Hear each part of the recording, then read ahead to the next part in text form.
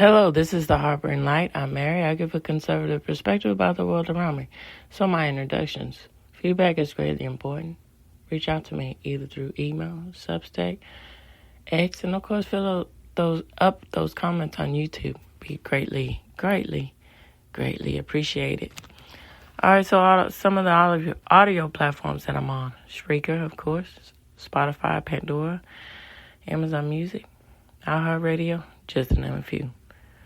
So this episode is, oh, wait a minute, Mr. Postman. Please, hey, Mr. Postman. I heard it from the grapevine. How much longer would you be mine? Hey. If you know, you know. Like they say in the know, this is all about the style that is of the Motown sound. And it goes again with the aspect of fashion in the month of January here. But as I said, I think the aspect of style and grace really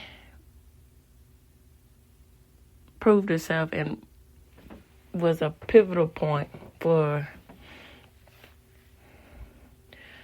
not only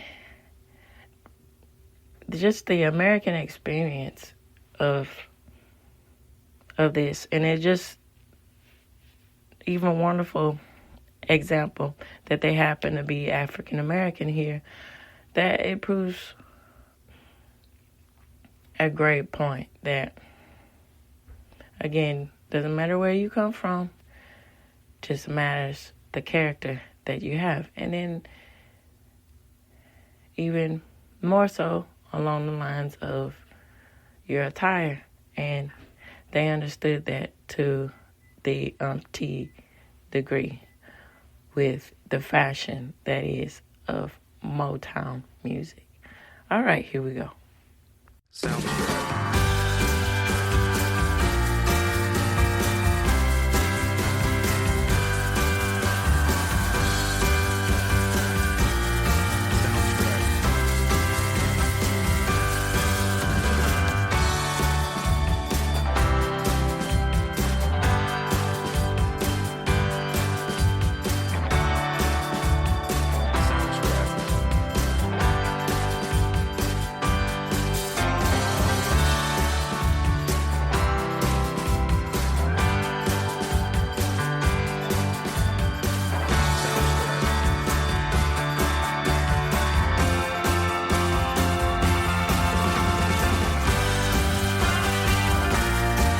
Alright, so here is the AI-generated response to Motown fashion. So, Motown fashion was a significant part of the Motown Records legacy, intertwining the music to create iconic trends and stylish icons. Here's some key facts about Motown fashion.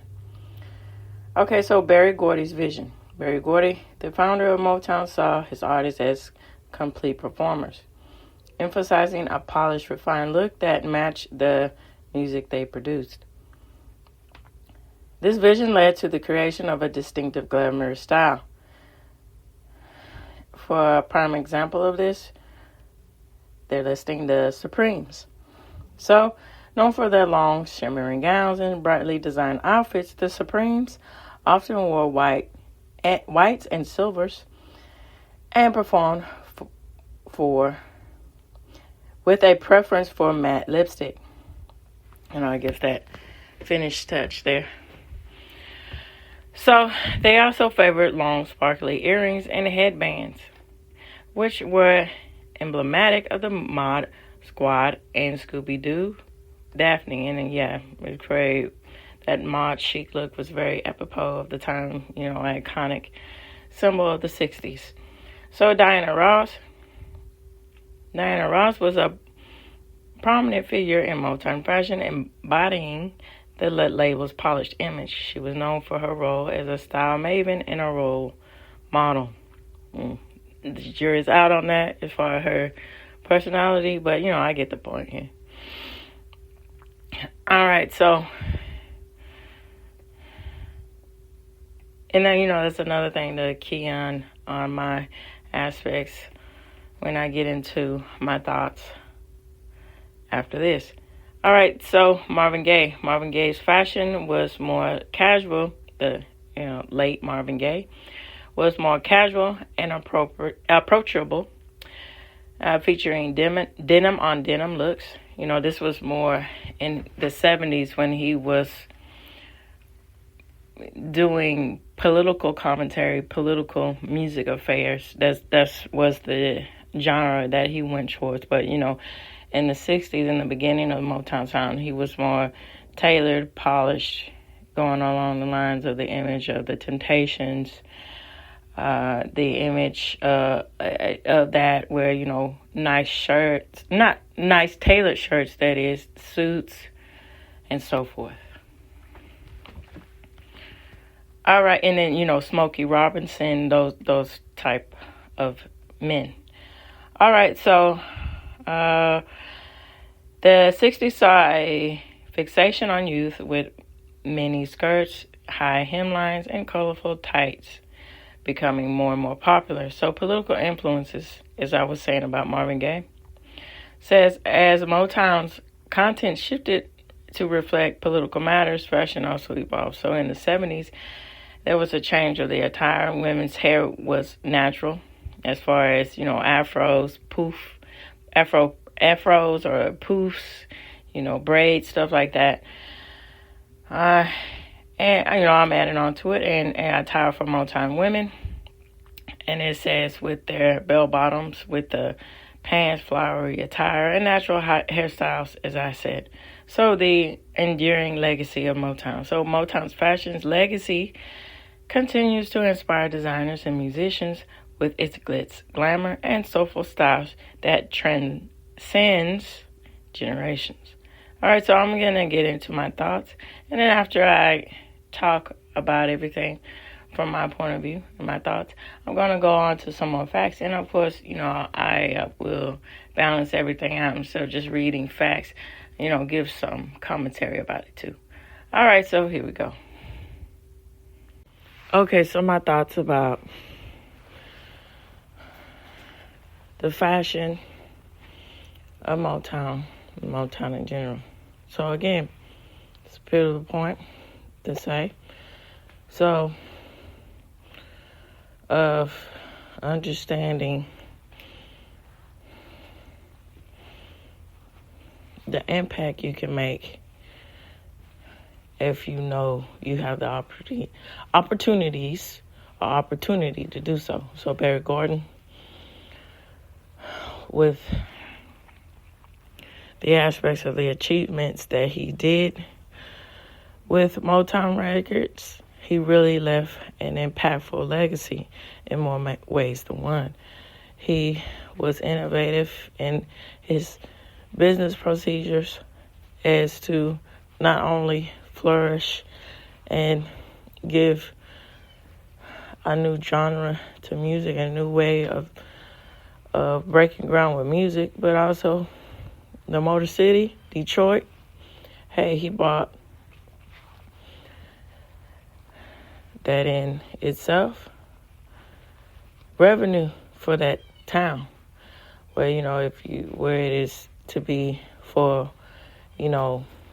people coming tour sighting, tour seeing, where it is become different jobs as far as the aspect of the bringing that into the community, what it did for the Detroit economy, with the economy for the city of Detroit at that time, it's just off the charts here. Also, the social conscious that was enwrapped in the aspect of how the grace that all these artists had. They knew that And he knew that they were in times that were of great turmoil. We have people with unrest. They, taking a stand. Things are progressing, but not as well as they should. And so people doing the grassroots movement of saying, hey, hear us, look, know us, see us, with the aspects of the civil rights movement and the aspects of everything else that comes to play in the 60s. And so it's unfortunate, the aftermath, with when we move on and the 70s, being more militant and so forth. But there were good ways, good movements with the aspects of soul music, getting to the aspects and the, and with Stevie Wonder and Earth, Wind, and Fire and countless others, they are re-identifying in the 70s with the aspects of what it means to be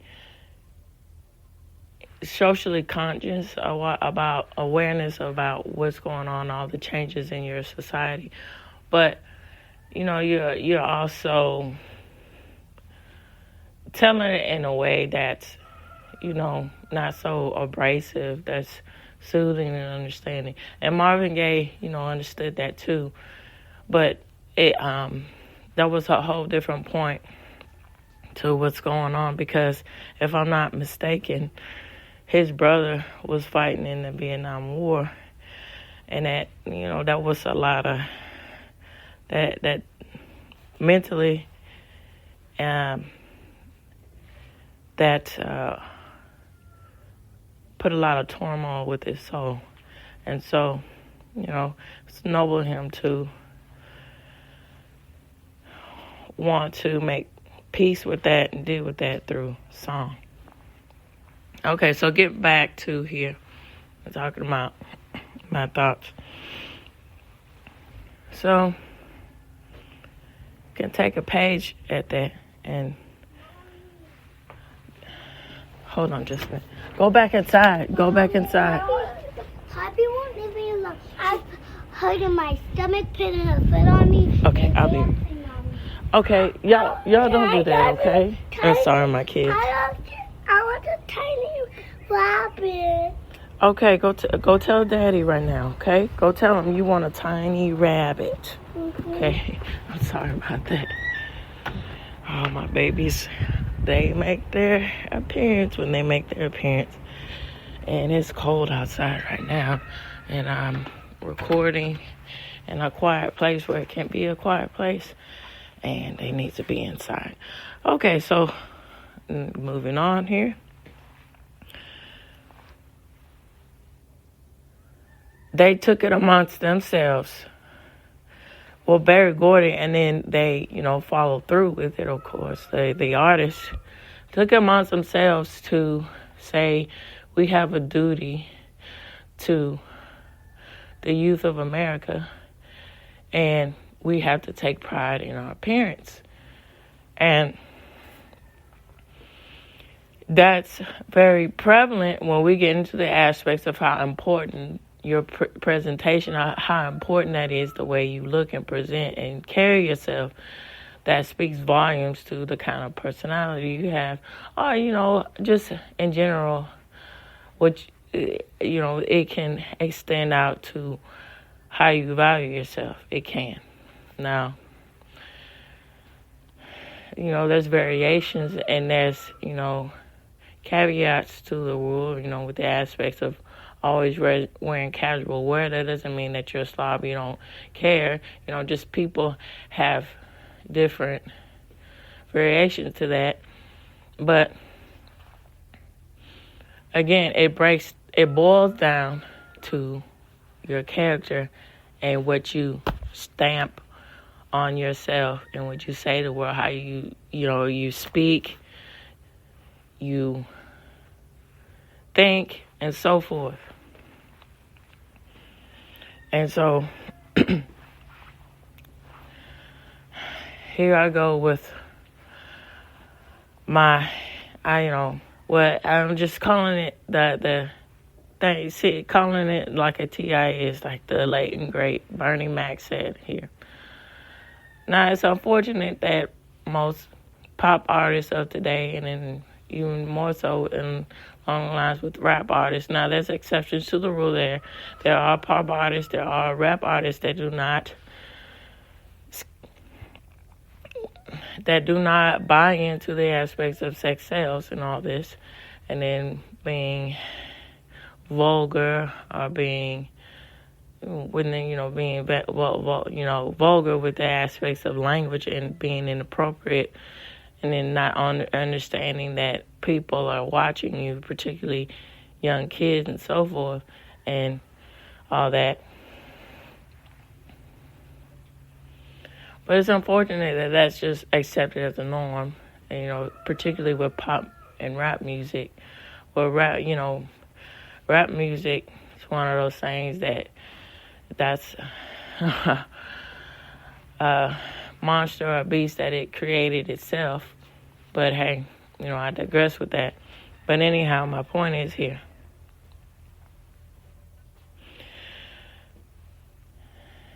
It's important to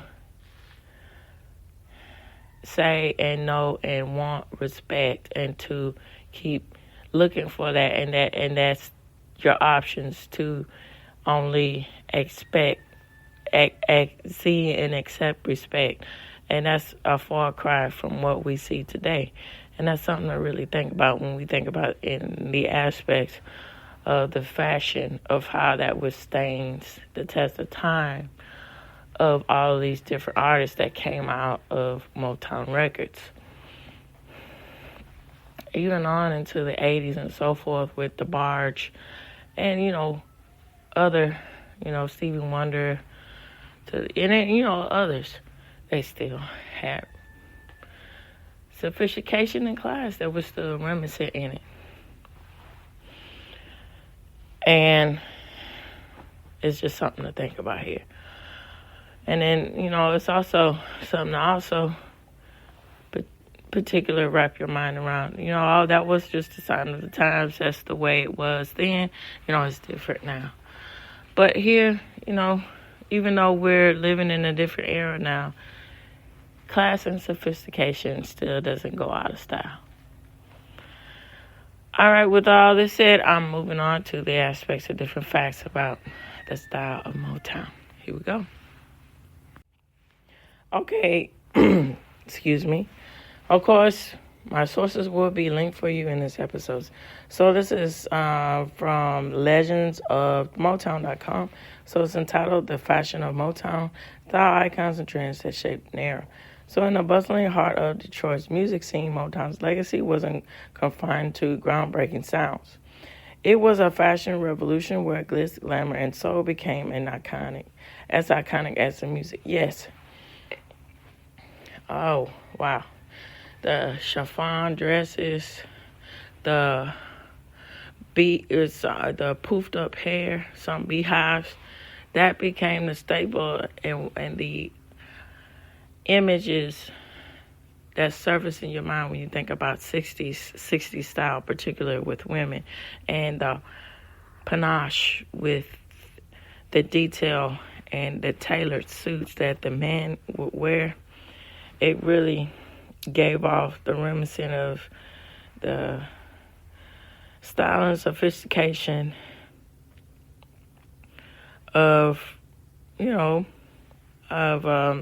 that was going on at the time with the aspects and all of this. Is a different transition here. Transitions, I'm gonna say that. I'm just getting tongue tied here today. But my point is, with the Rat Pack, you get that sort of with the Rat Pack, you get the aspects of Vegas here, and martinis, being funny there. And, lavish lifestyle.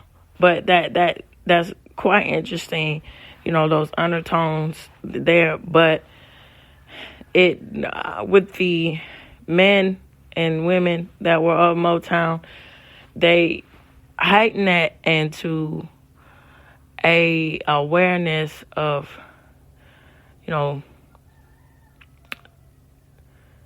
the subtle veiled sophistication that is of saying we have an audience here that looks up, that likes these. We know we're going to center our music around youth culture, so we know we have an obligation to look our best.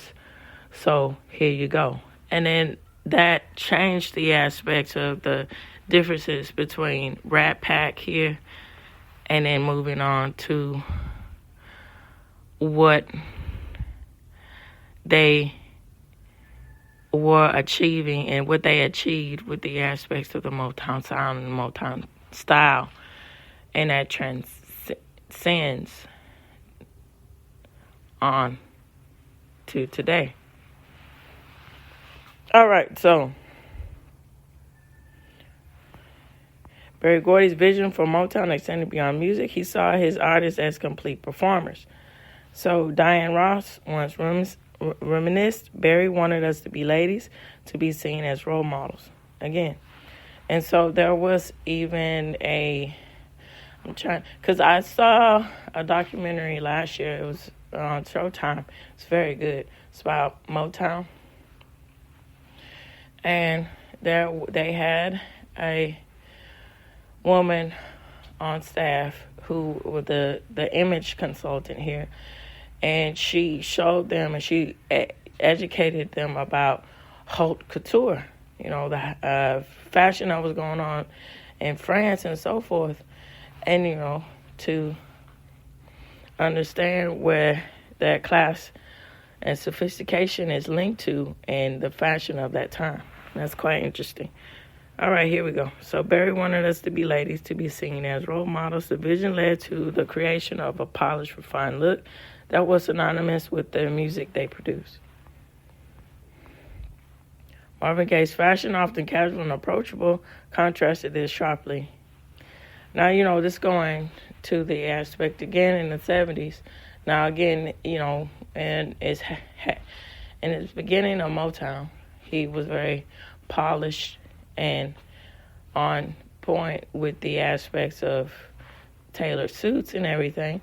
But again, there was a purpose, for him. But he was one of the examples of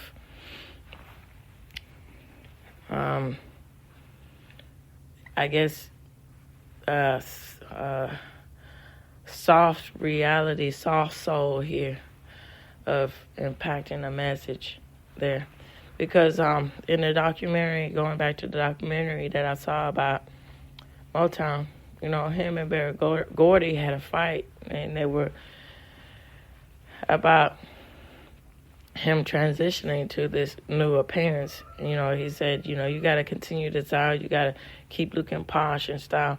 But he just knew what was going on in the world around him, especially that was, at his own doorstep with it, the impact of the Vietnam War and stuff. And so he had a calling in more ways than one to make a voice for this. And so it's one of those things that was very pivotal in that documentary, going on the lines of saying, Berry Gordy, of course I'm paraphrasing, Berry Gordy speaking to Marvin Gaye, saying, if I'm wrong, I'll step back, but if you're right, then we can change our methods of the way our style, what we think about, what is understood about the style of Motown.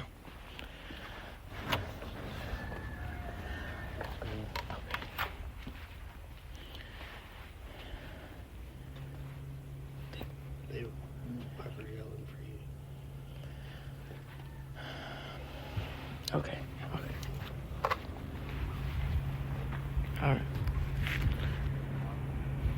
Yeah.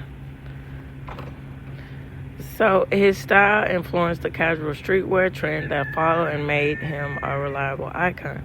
The Temptations' matching suits and vibrant colors and patterns showcase unity and sophistication. So we wanted to be as sharp as our harmonies, noted with Otis Williams, emphasizing their focus on a unified appearance that complemented the music. So Stevie Wonder, eclectic and expressive. Stevie Wonder's fashion was as eclectic as his music, characterized by brightly colored garments and patterned skins. He's quoted as saying, "My style is like my music, unexpected and full of surprises," Stevie Wonder said. So, looking out to the future. As we look to the future, the fashion of Motown continues to inspire its remnants of the past and a guiding light for future trends. Designers, musicians continue to revisit these styles, refining them as a timeless appeal that transcends, as I said, generations. So to wrap up, it says Motown's fashion was a statement of excellence, unity, and artistic expression. It transcends music and became an integral part of popular culture. Today, we look back and forward. We celebrate the groundbreaking music, the enduring fashion legacy that Motown has left behind. All right, so I'm going to wrap up with a final article and then go from there. Here we go. Okay, so it's a bit noisy out. I'm back inside. My babies were calling me, so bear with the noise if you hear it. All right, so this is fashion2fiber.osu.edu, and it's about Motown Glamour. So with the Supremes, it was seen as the future of style. So it was seen as a vision of black middle class, respectively, and was seen as a vision of beautiful and glamorous black women that was rarely seen anywhere, especially on television at that time. So this is quoted by Karen D. Collins. And yes, and to add on to this, it was quite impactful for their career to be on television when Ed Sullivan paved the way with that a lot, with having him on his show and showcasing him, and then that really drove it on home, so to speak here, pun intended, with the Motor City there, of them, all these artists becoming a household name because, people will the families sat down and turn on the tube and watch them and was mesmerized by the way that they looked and the sound. It's just the rest is history there. So Music Records, headquarters in Detroit from 59 to 72, was a hit-making machine. The label had over 180 number one songs during the Detroit era. The steps and the song and artist building progress included a songwriter composing a tune. So Barry Gordy and the label's founder matched it to a group with the sound. So the group practiced and revisited it while in the house, and choreographers and visual image professionals worked to refine the group's image. Motown developed a vision style that utilized high society aesthetics through upscale gowns and suits combined with elements of mass market fashion and popular trends. By dressing in long shimmering gowns, the women of Motown represented the high fashion glamour made popular by American designers such as Norma Norell, Mary Wilson of the Supremes said. So, the Supremes is quoted, were very glamorous, they were refined, they were respectable. Even people who didn't like the Supremes' music liked the image they portrayed because it contradicted so many other negative images of blackness. Motown audiences represented different cultural and social grounds, and Motown artists had to consider the diverse options about what constituted beauty. They received better treatment. They aligned with prevailing beauty standards, while Motown deliberately set out to be apolitical. Their careful consideration of their artist's image propelled black performers to be afforded as much as of the spotlight of their white counterparts. The Temptations had a similar fashion look to the other tailored boy bands of the early 1960s, like the Beatles. And I would also say along the lines of the Richie Valens and the Four Seasons, bands like that. So, the Temptations had a similar fashion look to other tailored boy bands of the early 60s, like the Beatles, but often wore more colorful versions than their British counterparts. The Temptations were noted not only for their smartly coordinated suits, but also their synchronized dance moves. So, for instance, My Girl. All right, so also there is a link if you're interested in watching their performance. It's on YouTube. So it's embedded in this article here. So moving on, so there is, from what I understand, in the 70s, so The Blue by Halston from 70 to 79. This dress is a gift from Ms. Wrigley Harrison and is reminiscent of gowns worn by the Supremes of their performances.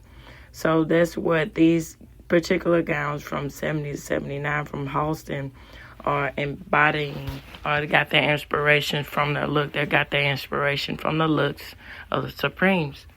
And that's wonderful, the impact that it, went on to other designers. All right, so if you're interested, they have a link in this article where you can watch the Supremes performing on Ed Sullivan and these particular gowns that were inspired by Halston, the Halston dress of 70 to 79. And there you go.